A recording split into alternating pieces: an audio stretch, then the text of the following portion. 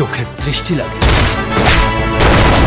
Action speed সব। তুফান সিনেমাটি যে বাংলা সিনেমার অবস্থানকে কয়েক ধাপ উপরে নিয়ে যাবে সেটা আগেই বোঝা গিয়েছিল, আর ঠিক তাই হলো। তুফান সিনেমা থেকে অনেকেই বলছেন এটি একটি বিশ্বমানের সিনেমা। তো কি অবস্থা, কেমন আছেন? আমি নিয়ন ভাই, আর গাইজ আজকে প্রথমে আলোচনা করব অবশেষে তুফানের মোট 5 দিনের ইনকাম কত হলো, এন্ড সেকেন্ড নিউজটি থাকবে। 1 নম্বর আছেন তুফান সিনেমা দুষ্টু কোকিল গান, এই বিষয়টি নিয়ে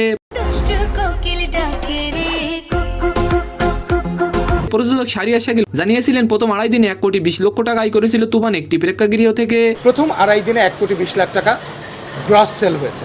আর এবার আল ভাই জানালো তুফানের 5 দিনের মোট ইনকাম কেবলমাত্র মাল্টিপ্লেক্স থেকে তুফান প্রথম দিনে ইনকাম করেছিল 29 লাখ টাকা, দ্বিতীয় দিনে 51,37,000 টাকা, তৃতীয় দিনে ইনকাম করেছিল 66,71,000 টাকা, চতুর্থ দিনে 70,32,000 টাকা এবং পঞ্চম দিনে আয় করেছিল 71,32,000 টাকা। মোট ইনকাম 2,99,00,000 টাকা শুধুমাত্র মাল্টিপ্লেক্স থেকে সিঙ্গেল স্ক্রিন বাদে।